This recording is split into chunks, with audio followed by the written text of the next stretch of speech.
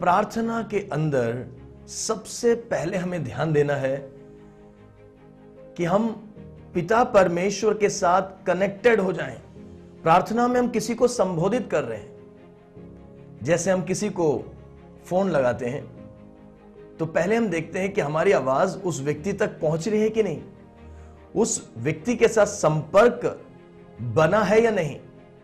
अक्सर हम जब फोन करते हैं तो हेलो बोलकर शुरू करते हैं और फिर इंतजार करते हैं वहां से एक जवाब का, और जब वहां से हमें जवाब मिल जाता है तब हमें यकीन होता है कि हां, मैं किसी से बात कर रहा हूं।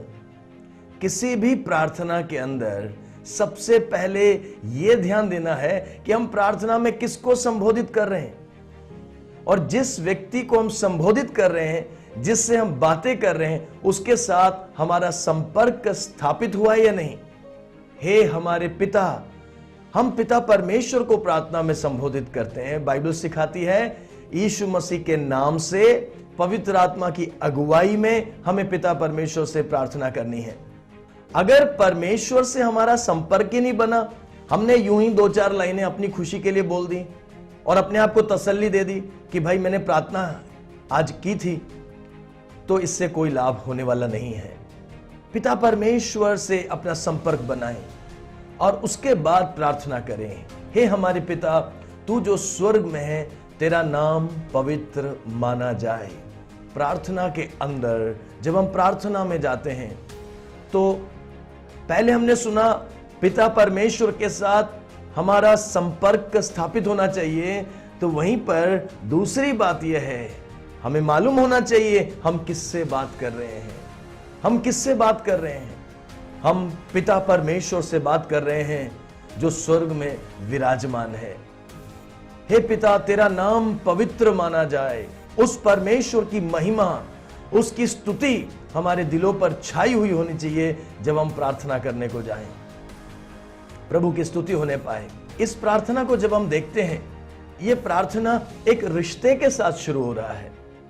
हे हमारे पिता, एक रिश्ता, अर्थात प्रार्थना का आधार क्या है? फाउंडेशन ऑफ प्रेयर, प्रार्थना का आधार क्या है? इट्स ए रिलेशनशिप, एक रिश्ता है। आप किसके पास जा रहे हैं? आप अपने पिता के पास जा रहे हैं। परमेश्वर के साथ आपका पिता का रिश्ता है। उस पिता के पास आप उस रिश्ते के आधार पर जा रहे हैं। प्रार्थना एक रिश्ते के आनंद में होना चाहिए। Prayer is a part of relationship. प्रार्थना एक रिश्ते के आधार पर होना चाहिए। तो हम परमेश्वर के पास जाते हैं, उस रिश्ते के आधार पर कहते हैं, हे हमारे पिता। सारी महिमा, सारा आदर उस पिता परमेश्वर को देते हैं। उसकी महिमा को देखते हुए उसके सिंहासन कक्ष में हम जाते हैं। उसके सिंहासन के पास जब हम जाते हैं, प्रार्थना कुछ शब्दों का मात्र उच्चारण नहीं है। प्रार्थना एक अनुभव है परमेश्वर की उपस्थिति का। आपको और मुझको यह अनुभव होना चाहिए कि जैसे हम घुटने टेकते हैं, हम परमेश्वर का नाम लेते हैं, तो हम उसके सिंहासन के सामने जा रहे हैं।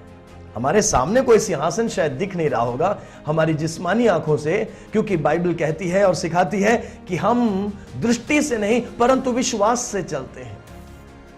चाहे हम किसी सार्वजनिक जगह पर प्रार्थना कर रहे हो या बंद कमरे के अंदर बैठ के प्रार्थना कर रहे हो, हम जब प्रार्थना करते हैं तो हम परमेश्वर के सिंहासन के सामने हैं और हमें परमेश्वर की महानता का एहसास होना चाहिए। जिस प्रार्थना में परमेश्वर की महानता का एहसास नहीं है, वो प्रार्थना अधूरी है। हे हमारे पिता, तू जो आसमान में है, तू जो स्वर्ग में है, तेरा नाम पवित्र माना जाए। आगे हम बढ़ते हैं। यीशु मसीह के सिखाए हुए इस आदर्श के अंदर अगली बात है, तेरा राज्य आए और तेरी इच्छा जैसे स्वर्ग में पूरी होती है वैसे ही धरती पर भी पूरी हो। तेरा राज्य आए। हम जब परमेश्वर के पास जाते हैं तो सबसे पहला स्थान हमारी जरूरतों के लिए नहीं कि प्रभु मुझे ये दे दे, वो दे दे, मुझे आशीष दे, मेरे परिवार को आशीष दे। हमारी प्रार्थना की प्राथमिकता यह नहीं होनी चाहिए। प्रायोरिटी ऑफ प्रेयर, प्रार्थना की प्राथमिकता होनी चाहिए परमेश्वर का राज्य, किंगडम ऑफ गॉड। इसलिए प्रार्थना करने वाले प्रत्येक यीशु के शिष्य के अंदर, प्रत्येक विश्वासी के अंदर परमेश्वर जो बात देखना चाहता है वो ये है कि हमारे अंदर एक किंगडम माइंडसेट हो, परमेश्वर के राज्य का दृष्टिकोण हो, और हमारी पहली तड़प हो कि परमेश्वर तेरा राज्य आए। आपके दिल की धड़कन क्या है? आपके जीवन की पहली चाहत क्या है? वास्तव में हर विश्वासी की पहली चाहत होनी चाहिए, परमेश्वर तेरा राज्य आए। कई लोग कहते हैं ये वाली प्रार्थना हमें नहीं करनी चाहिए क्योंकि परमेश्वर का राज्य तो आ गया। प्यारे मित्रों, परमेश्वर का राज्य उसकी परिपूर्णता में अभी तक नहीं आया है। Fullness of the kingdom of God धरती पर नहीं आया है। इसलिए जब तक परमेश्वर ने जैसे दानिएल के द्वारा बताया था, और बाइबल की शिक्षा है कि सारी धरती पर परमेश्वर का राज्य उतरेगा, यीशु मसीह सारी धरती पर हुकूमत करेंगे, जब तक वो दिन ना आए, मेरी और आपकी प्रार्थना होनी चाहिए, परमेश्वर तेरा राज्य आए।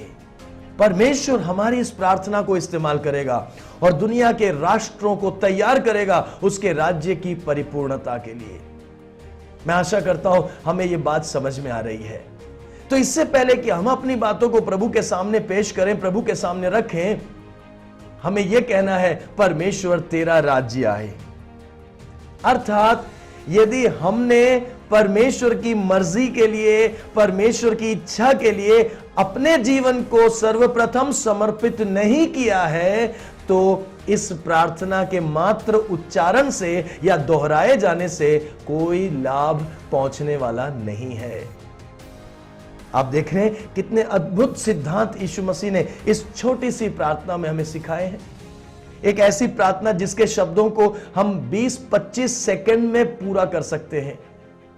पर यीशु मसीह का मकसद यह नहीं था कि हम 20-25 सेकंड में इस प्रार्थना को यूं बोलें और 10 बार बोल दें। नहीं, इन सिद्धांतों का इस्तेमाल करें।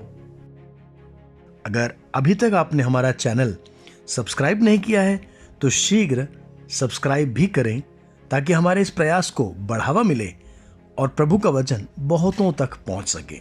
बहुत बहुत धन्यवाद।